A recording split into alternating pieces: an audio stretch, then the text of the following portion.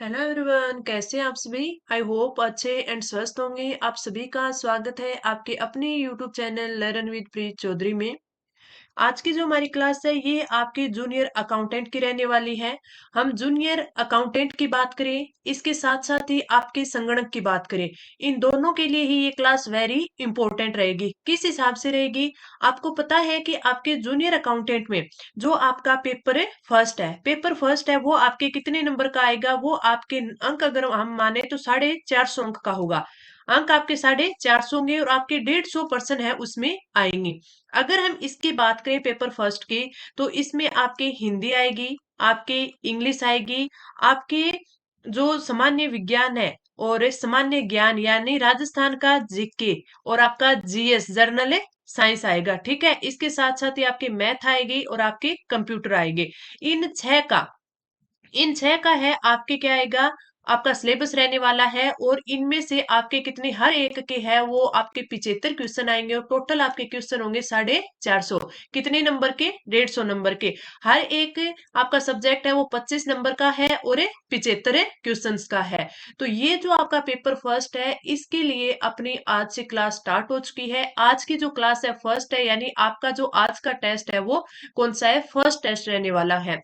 आप लोगों के कई सारों के कमेंट थे कि मैडम हमने ईओआरओ में आपके आरएस परी में आपकी जो टेस्ट सीरीज है परी की वो बहुत ही आपके लिए बेनिफिशियल रही थी। इसलिए मैंने आपके लिए जूनियर अकाउंटेंट और संगणक इन दोनों के लिए कंबाइन है वो आपके लिए ये टेस्ट सीरीज है वो स्टार्ट की है। अब संगणक के लिए इंपॉर्टेंट कैसे है, क्योंकि अगर आपके संगणक की भी बात करें तो इसमें भी आपके क्या आएगा, जो पार्ट ए है संगणक का, जो पार्ट ए है उसमें भी आपका क्या है, जनरल नॉलेज है, जीके है।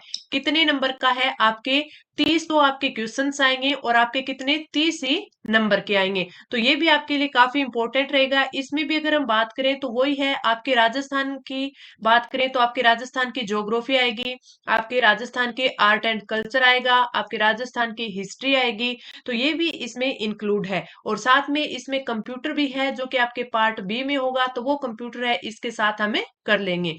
तो ये क्लास आपके लिए जूनियर अकाउंटेंट और संगणक के लिए वेरी इंपॉर्टेंट रहने वाली है, क्योंकि इसमें हम जूनियर अकाउंटेंट का पेपर फर्स्ट और आपके संगणक का जो पार्ट ए है यानी पार्ट फर्स्ट है पेपर का, यानी कितने नंबर का, आपके 30 नंबर का इसमें है वो कंप्लीट करेंगे। 30 से कुछ ज्यादा का ही करेंगे, क्योंकि इसमें कंप्यूटर भी इंक्लूड है जो कि आपके पार्ट बी का है, जो कि आपके 70 नंबर का है। ठीक है, तो ये सारा हम इसमें इंक्लूड करेंगे। तो आपकी जो टेस्ट सीरीज वेरी इंपॉर्टेंट रहने वाली है, जो कि आज से स्टार्ट हो चुकी है। आज के जो हमारे क्वेश्चन है वो जनरल नॉलेज यानी जीके के, आपके राजस्थान जीके से रिलेटेड रहने वाले हैं।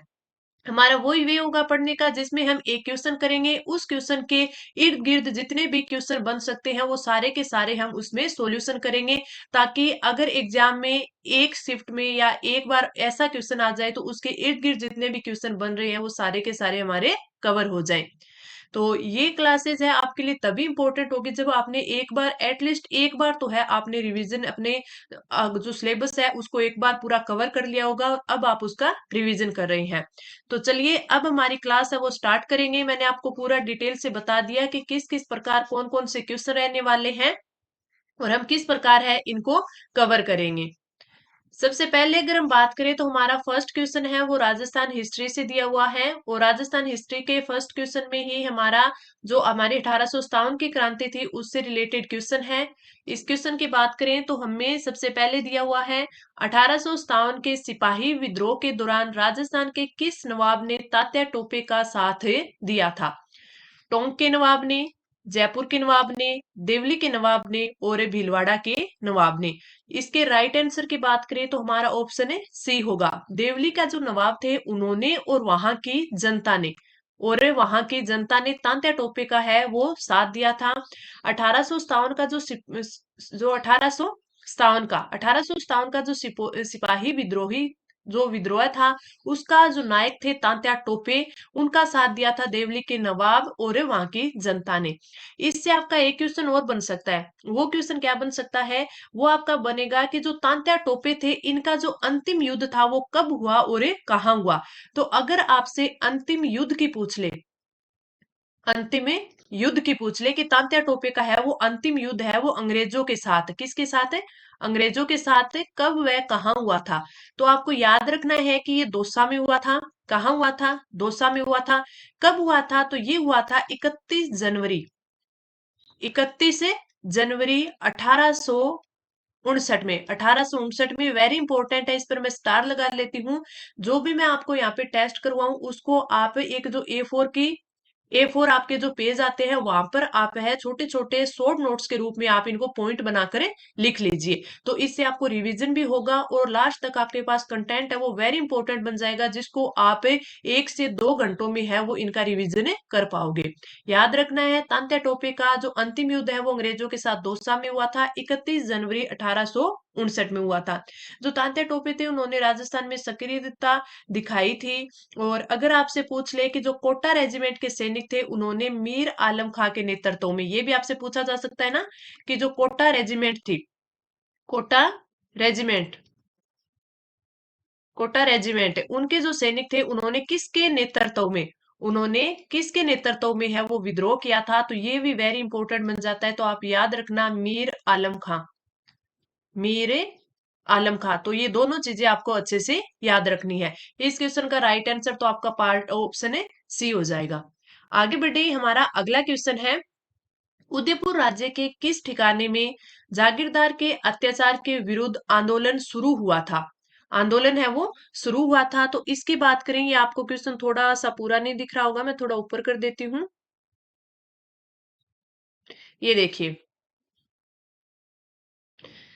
तो इसमें हमें ऑप्शन दिया गया है नीमराणा, बिजोलिया, बेंगू और इनमें से कोई नहीं। तो आपका जो राइट आंसर होगा वो होगा ऑप्शन है बी, बिजोलिया। उदयपुर राज्य के बिजोलिया ठिकाने में जागीरदार के अत्याचार के विरुद्ध है वो आंदोलन शुरू हुआ था।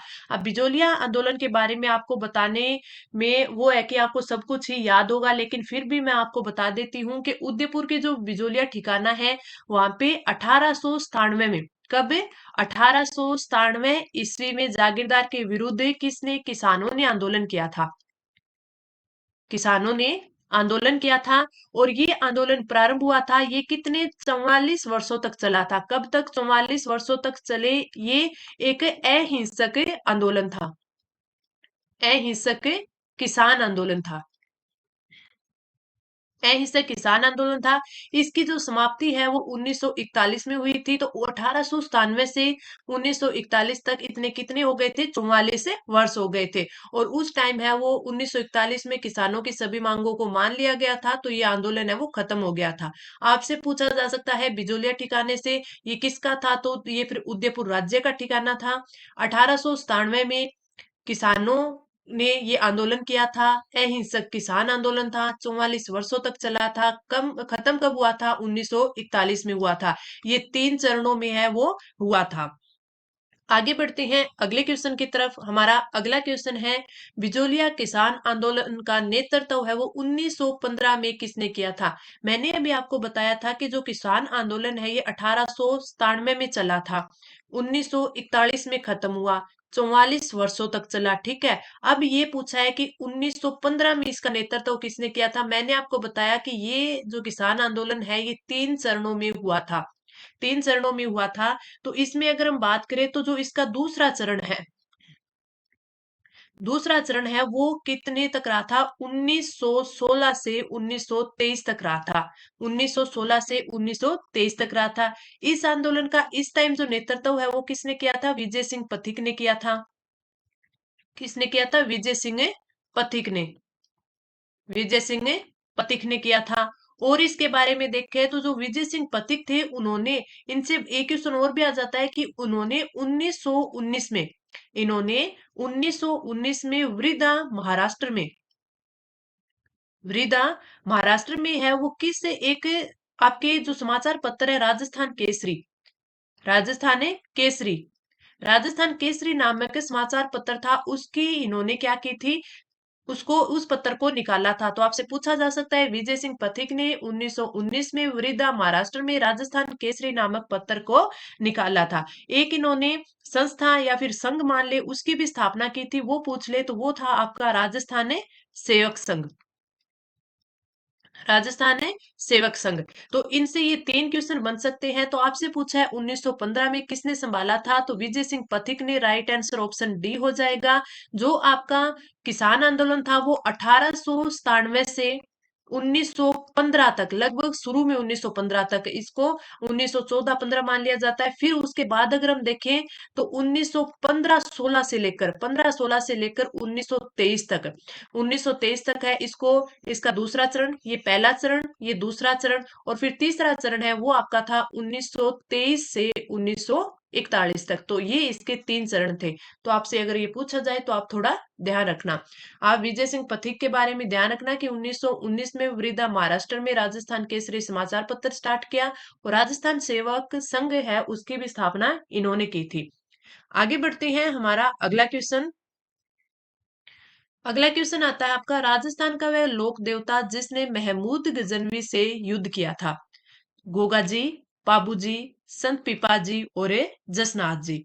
अगर हम इनकी बात करें तो इनका जो राइट आंसर होगा वो हो जाएगा ऑप्शन है फर्स्ट है गोगा जी।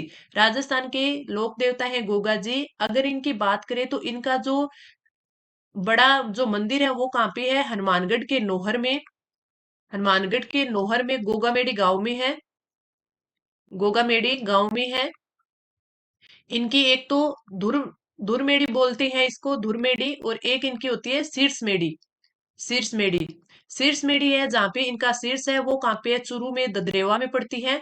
चूरू में ददरेवा, जहां पर इनका शीर्ष गिरा था, ठीक है। और धुरमेड़ी बोलते हैं जहां पर इनकी धर गिरी थी, और वो कहाँ गिरी थी, गोगामेड़ी में। और गोगामेड़ी आपके हनुमानगढ़ जिले की नौहर तहसील में पड़ता है। तो इनका अगर हम देखें तो इनमें आपसे पूछा जा सकता है कि इनका जो मेला कब भरता है, तो ये भाद्रपद में भरता है। इनका मेला है वो भाद्रपद में भरता है, 1 महीने चलता है। और इनकी जो भाद्र पक्ष की जो कृष्णा नवमी है उस दिन इनका मेला भरता है। तो ये चीज भी आप थोड़ा ध्यान रख सकते हैं। तो राइट आंसर आपका हो जाएगा ऑप्शन है ए।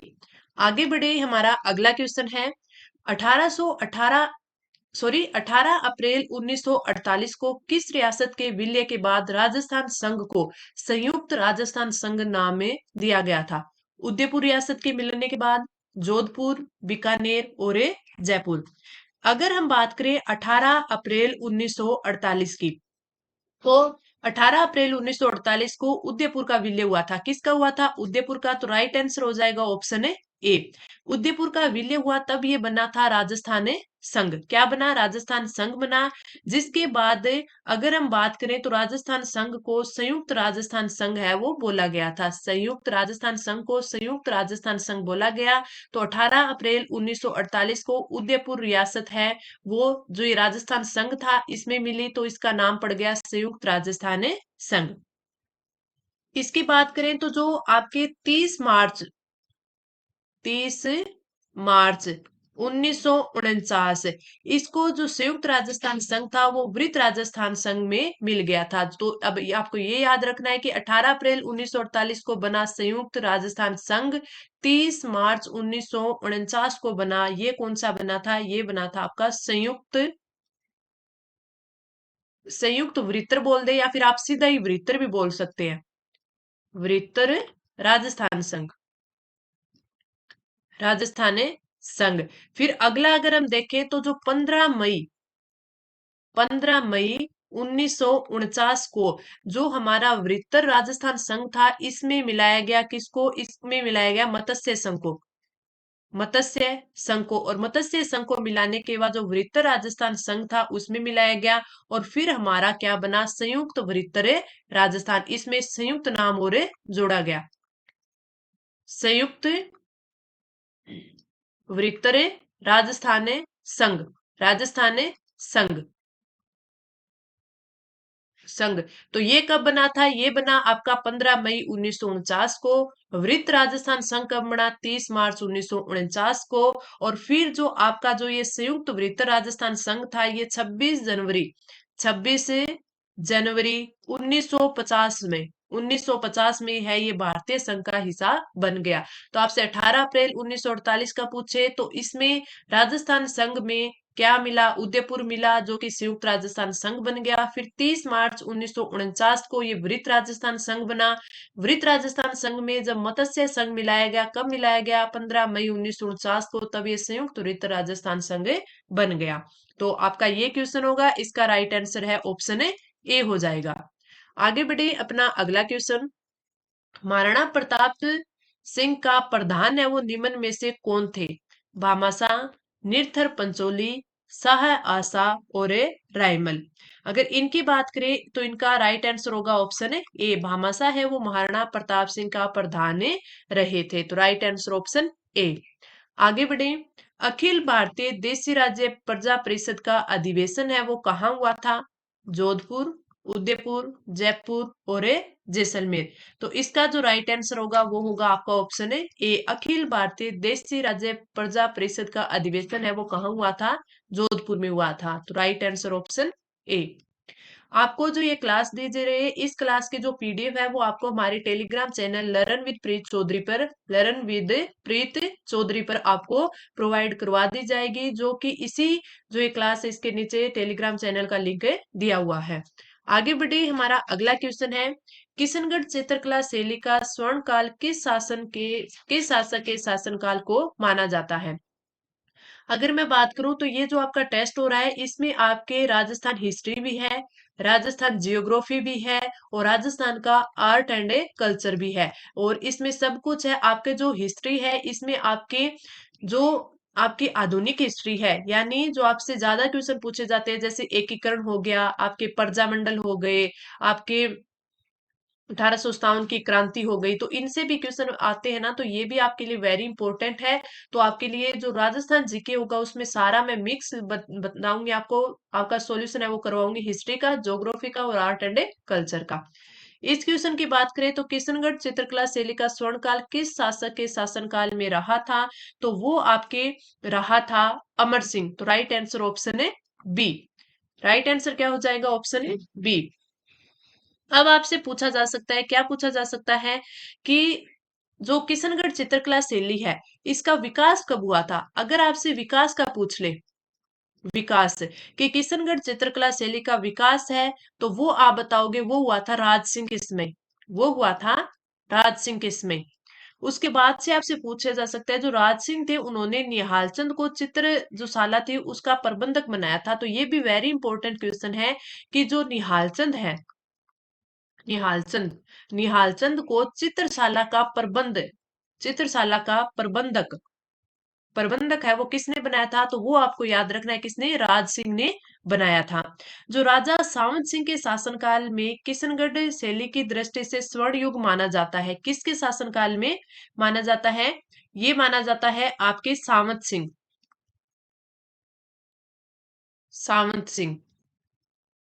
सावंत सिंह के काल में। और उसी टाइम में क्या बनी थी? उसी टाइम में ये इनका शासनकाल था 1748 से 64। और उसी टाइम क्या आई थी आपके किशनगढ़ शैली में, क्या बनाई गई थी? बड़ी ठनी, जो कि वेरी इंपॉर्टेंट और बहुत ही प्रसिद्ध है बड़ी ठनी, जो आज भी आपके लिए मोहक और एक अच्छा चित्र शैली ये मानी जाती है। और इसके जो आपसे चित्रकार पूछ ले तो वो कौन थे? निहालचंद थे। तो आपका क्वेश्चन क्या पूछा है? किशनगढ़ चित्रकला शैली का स्वर्ण काल कौन से हो गए? सावंत सिंह हो गए। अरे सॉरी, मैंने आपको ऑप्शन बी लगवा दिया, ऑप्शन बी नहीं होगा इसमें, ऑप्शन है सी होगा। आपका ऑप्शन है सी होगा, सावंत सिंह के काल में स्वर्ण काल था। अगर आपसे पूछ ले विकास किसके काल में हुआ? राज सिंह के। तो ये दोनों के दोनों, पहला विकास है और दूसरा आपका क्या हो जाएगा? स्वर्ण काल। दोनों ही इंपॉर्टेंट है। विकास आपके राज सिंह के काल में और स्वर्ण काल है वो किसके काल में? सावंत सिंह के काल में। एक ये चीज इंपॉर्टेंट है कि निहालचंद है उनको जो चित्र से ये चित्रशैली है उसका प्रबंधक किसने बनाया था? तो राज सिंह ने बनाया था। ये याद रखना कि आप सावंत सिंह मत कर देना। और जो सावंत सिंह का शासनकाल है वो 1748 से 64 में था और इनके काल में ही है वो बड़ी ठनी का जो चित्र है वो बनाया गया था। तो इसका जो राइट आंसर हो जाएगा ऑप्शन है सी हो जाएगा। आगे बढ़े, हमारा अगला क्वेश्चन, पशु पक्षियों को किस चित्रण शैली में विशेष स्थान है वो मिला है? नाथद्वारा शैली, किशनगढ़ शैली, बूंदी शैली और अलवर शैली। अगर हम राइट आंसर की बात करें तो हमारा जो राइट आंसर होगा वो होगा ऑप्शन है सी। जो बूंदी शैली है उसमें आपके पशु पक्षियों को जो चित्र थे उसमें विशेष स्थान मिला था। अगर आपसे पूछ ले कि जो आपके पशु हैं, पशुओं की लड़ाई के पशुओं की लड़ाई का जो चित्रण है वो किस में हुआ है, तो वो आपको देखना है कि वो कोटा शैली में देखने को मिलता है, कोटा शैली में। और जो कोटा शैली में एक ये भी मिलता है कि जो रानियां थी, रानियों के शिकार करने का दृश्य है, रानियों के शिकार करने का दृश्य, शिकार करने का दृश्य, करने का दृश्य किस में दिखाया गया है, वो भी आपको दिखाया गया है कोट्टा शैली में। तो जो अगर आपसे पूछ ले कि पशु पक्षियों से संबंधित शैली है, उनका चित्रण किया गया है, वो बूंदी शैली में किया गया है। अगर ये पूछ ले कि पशु पक्षियों का शिकार है वो रानियों के करते हुए भी रानी शिकार कर रही है, ये दृश्य है, ये आपके कोटा शैली के हैं। और पशुओं की लड़ाई का चित्रण है वो भी कोटा शैली में है। तो बूंदी और कोटा शैली है ये पशु पक्षियों के से संबंधित है, तो ये थोड़ा आप ध्यान रखना। आगे बढ़ते हैं, हमारा अगला क्वेश्चन, भित्ति चित्रण की दृष्टि से कहाँ की हवेलियां है वो प्रसिद्ध है? शेखावाटी, उदयपुर, जैसलमेर और बीकानेर। अगर इनकी हम बात करें तो आपका जो राइट आंसर हो जाएगा वो हो जाएगा आपका ऑप्शन है फर्स्ट है। शेखावाटी की जो हवेलियां हैं वो भित्ति चित्रण के लिए प्रसिद्ध है, भित्ति चित्रण के लिए प्रसिद्ध मानी जाती है शेखावाटी की हवेलियां। तो राइट आंसर ऑप्शन ए। आगे बढ़ते हैं, अपना अगला क्वेश्चन, निम्नलिखित में से कौन सा तत्वाद्य नहीं है, यानी तत्वाद्य यंत्र जो कि तारों से बजाया जाता है? रावण हत्था, जंतर, अलगोजा और कमायचा। अगर इसकी बात करें तो आपका राइट आंसर हो जाएगा ऑप्शन सी, क्योंकि हमें पता है कि अलगोजा है वो तत्वाद्य यंत्र नहीं है, ये फूंक मार कर बजाया जाता है, फूंक से बजाने वाला है अलगोजा। बाकी जंतर, रावण हत्था और कमायचा ये तीनों के तीनों क्या है, तत्वाद्य यंत्र है। तो आपका राइट आंसर ऑप्शन है सी हो जाएगा। आगे बढ़े, अगला क्वेश्चन, शेखावाटी क्षेत्र का प्रसिद्ध नृत्य है गेर, घूमर, गरबा और डांडिया। अगर इसकी बात करें तो इसका जो आपका राइट आंसर हो जाएगा वो हो जाएगा ऑप्शन है बी, घूमर। कि शेखावाटी क्षेत्र का जो प्रसिद्ध नृत्य है वो है घूमर। आगे बढ़े, अगला क्वेश्चन, मेवाड़ के अरावली क्षेत्र की भील जाति का लोक नाट्य, कौन सी जाति का? भील जाति का। गंधर्व, गौरी, भवाई और रम्मत। तो इसकी अगर हम बात करें तो जो मेवाड़ जाति की अरावली क्षेत्र की जो भील जाति है उनका जो लोक नृत्य है वो है, जो आपका लोक नाट्य बोल दे या नृत्य बोल दे, तो वो आपका है ऑप्शन है बी, गौरी नृत्य। कौन सा है? ऑप्शन बी, गौरी नृत्य, जो कि बहुत ही प्रसिद्ध नृत्य है इनका और बहुत ही पुराना यानी प्राचीन नृत्य है। आगे बढ़े, अगला क्वेश्चन है, राजस्थान में कम वर्षा का कारण अरावली पर्वतमाला की निम्न में से कौन सी स्थिति है? तो ये आपके राजस्थान ज्योग्राफी का क्वेश्चन है, राजस्थान ज्योग्राफी का। इसका मानसून के समांतर होना, मानसून दिशा के विपरीत होना, श्रृंखला में कटाव होना और श्रृंखला का वनस्पति विहीन होना। अगर इसमें हम देखें कि इसका कौन सा है तो इसका आपका राइट आंसर ऑप्शन है ए हो जाएगा। हमारा राजस्थान की अगर बात करें, हम रफली देखें तो हमारा राजस्थान है कुछ इस प्रकार है, राजस्थान इस प्रकार है। और हमारी अरावली की अगर स्थिति देखें तो अरावली की स्थिति हमारी ये है, अरावली की स्थिति ये है, ये हमारे गुजरात से हम हमारे राजस्थान में प्रवेश करती है, ठीक है। और फिर राजस्थान से होते हुए हरियाणा से होते हुए दिल्ली एनसीआर में चली जाती है। और अगर इसकी बात करें तो ये बोला है कि इन्होंने राजस्थान में कम वर्षा का कारण अरावली पर्वतमाला क्यों है, क्योंकि जो वर्षा आती है तो वो इसके समांतर होने के कारण यहाँ से चली जाती है, इसके साथ साथ है वो चली जाती है और इसी क्षेत्र में है वो बारिश है वो होती है। तो इसमें कम आने का क्या है, एक तो ये है कि अरावली पर्वतमाला का अगर हम देखें इस साइड से जो बंगाल की खाड़ी से अगर आपका मानसून आता है तो उसमें ये इसके सामने आ जाती है, यानी जो इस क्षेत्र का जो राजस्थान का जो पश्चिमी क्षेत्र है इसमें जो आपकी अरावली है ये क्या करती है, इसमें रुकावट करती है, तो इसमें ये वृष्टि छाया क्षेत्र बनाती है, वृष्टि छाया क्षेत्र बना देती है, वृष्टि छाया क्षेत्र बना देती है, जिससे क्या हो जाता है कि जो बारिश है वो बंगाल की खाड़ी में इसी क्षेत्र में हो जाती है, इसमें नहीं जाती। इस साइड से अगर मानसून आता है तो वो समांतर होने के कारण इसमें कोई रुकावट नहीं आती, तो ये सीधा चला जाता है। तो इसमें क्या है कि मानसून के समांतर होने के कारण है वो अरावली पर्वत वाला है वो राजस्थान में कम वर्षा का कारण बन जाती है। तो राइट आंसर ऑप्शन ए हो जाएगा। आगे बढ़े, हमारा अगला क्वेश्चन, राजस्थान में सबसे लंबी जल परिवहन सुरंग कौन सी है, जिससे है वो क्या, वो जल के मार्ग से परिवहन है वो किया जाता है? मानसी वाकल सुरंग उदयपुर में, कायलाना उमेद सागर सुरंग, विजयनगर विजारा बांध सुरंग और गड्डीसर अमर सागर है सुरंग। इसकी बात करें तो आपका राइट आंसर हो जाएगा ऑप्शन ए, मानसी वाकल सुरंग, जो कि उदयपुर में है। आपके राजस्थान में सबसे लंबी जल परिवहन सुरंग है। राइट आंसर ऑप्शन ए हो जाएगा। आगे बढ़ते हैं, अगला क्वेश्चन। लाखा खान का संबंध संगीत के किस वाद्य यंत्र से है? तानपुरा, सिंधी सारंगी, अलगोजा और सितार। अगर हम राइट आंसर की बात करें तो आपका राइट आंसर हो जाएगा ऑप्शन है बी। जो लाखा खान है का संबंध है वो किससे है? सिंधी सारंगी से है। किससे है? सिंधी सारंगी से है। अगर हम बात करें 2021 में, तो 2021 में इन्हें पद्मश्री से भी सम्मानित किया गया था। पद्मश्री, इनको 2021 में, लाखा खान है, इनको पद्मश्री से सम्मानित किया गया था 2021 में। लाखा खान है वो, ये प्यालेदार, जो प्यालेदार जो सिंधी सारंगी होती है, इसका अगर आपसे, ये जो सिंधी सारंगी होती है इसका जब आकार पूछ ले तो ये प्याले के समान होती है आकार। इसका जो आकार है वो प्यालेदार होता है। प्यालेदार, प्यालेदार जो ये आती है आपकी, इसके एकमात्र संगीतकार है। ये एकमात्र संगीतकार है। और 2000 जो 17 था उसमें इनको मारवाड़ रत्न भी दिया गया था। 2017 में मारवाड़ रत्न से भी इनको सम्मानित किया गया था। तो वेरी इंपॉर्टेंट, आप याद रखना। लाखा खान है वो सिंधी सारंगी के एक तो एकमात्र संगीतकार है। दूसरे, जो सिंधी सारंगी का अगर आकार भी पूछ लिए कि किस आकार की होती है, तो ये प्यालेदार होती है। लाखा खान ने इनको 2021 में पद्मश्री और 2017 में है वो मारवाड़ रत्न से सम्मानित किया गया था। आगे बढ़े, हमारा अगला क्वेश्चन है। राजस्थान में सबसे ऊंचा पर्वत शिखर किस जिले में है? जालोर में, नागौर में, सिरोही में और चूरू में। तो आपका जो राइट आंसर हो जाएगा वो हो जाएगा ऑप्शन है सी, सिरोही में। अब आपको कमेंट करके नीचे बताना है कि सिरोही में कौन सा जो पर्वत है वो सबसे ऊंचा है, यानी सबसे ऊंचा पर्वत शिखर है वो कौन सा है। ये मैंने बता दिया कि सिरोही में है, आप कमेंट करके बताना कौन सा है। आगे बढ़ते हैं। इनमें से राजस्थान के किस जिले की सीमा है वो पाकिस्तान से नहीं मिलती?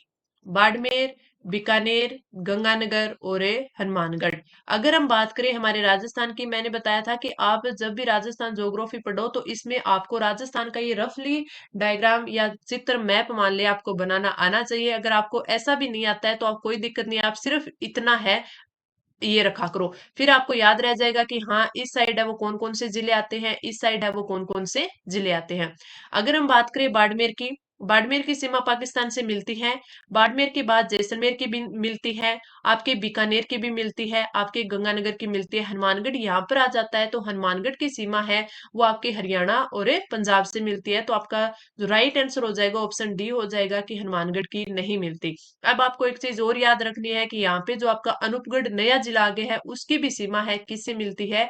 आपके पाकिस्तान से मिलती है। तो पाकिस्तान से सीमा बनाने वाले कितने जिले हो गए? 5 जिले। पहले कितने थे? 4 थे। 4 कौन कौन से? आपका गंगानगर, बीकानेर, जैसलमेर और बाड़मेर। अब आपके 5 अनूपगढ़ भी एक इसमें शामिल हो गया है। तो ये चीजें भी आपको याद रखनी है। आगे बढ़ते हैं, अगला क्वेश्चन। राजस्थान की सबसे बड़ी कृत्रिम झील, राजसमंद झील, नक्की झील, जैसमंद झील और कायलाना झील। अगर इसके आंसर की बात करें तो ये आपका हो जाएगा ऑप्शन है सी, जैसमंद झील है वो राजस्थान की सबसे बड़ी कृत्रिम झील है। नक्की झील की बात करें तो ये सिरोही की है। इसमें बोला जाता है, किंवदंती है कि ये देवताओं के नाखूनों से इनका, उन्होंने अपने नाखूनों से नक्की झील का निर्माण किया था। तो एक ये किंवदंती है, थोड़ा सा ध्यान रखना। तो आपका राइट आंसर हो जाएगा ऑप्शन है सी। आगे बढ़े, हमारा अगला क्वेश्चन है। राजस्थान में रणथंभौर बाघ परियोजना को बाघ परियोजना के प्रथम चरण में किस वर्ष से प्रारंभ किया गया था? 1972, 1978, 1974 और 1976 77। तो आपका जो राइट आंसर हो जाएगा वो हो जाएगा ऑप्शन है बी प्रथम चरण 1978 में इसका स्टार्ट किया गया था। तो ये थे आपके 20 वेरी इंपॉर्टेंट आपके राजस्थान जीके के क्वेश्चन, और इसमें मैंने आपका सॉल्यूशन भी कराया। इनके इर्द गिर्द जितने भी क्वेश्चन बन सकते थे वो भी मैंने आपको कराए। जो हमारी आगे की क्लास होगी इसमें और इंपॉर्टेंट क्वेश्चन आपके लिए लाए जाएंगे। ये आपका पहली क्लास थी तो थोड़े से इजी वे में क्वेश्चन लेके आई, ताकि आपको ये लगे कि हाँ हमारी तैयारी है वो कुछ अच्छे पॉइंट पर आ रखी है। आगे आगे हम और अच्छे क्वेश्चन लेके आएंगे, और आपके लिए पूरा का पूरा आपका राजस्थान जीके का सिलेबस है कवर करवाया जाएगा, जिसमें आपको जो क्वेश्चंस होंगे उसके माध्यम से ही पूरा सिलेबस है अच्छे से कवर करवा दिया जाएगा। तो आपको क्लास कैसी लगी कमेंट करके जरूर बताना। अब मिलते हैं अपनी अगली क्लास में।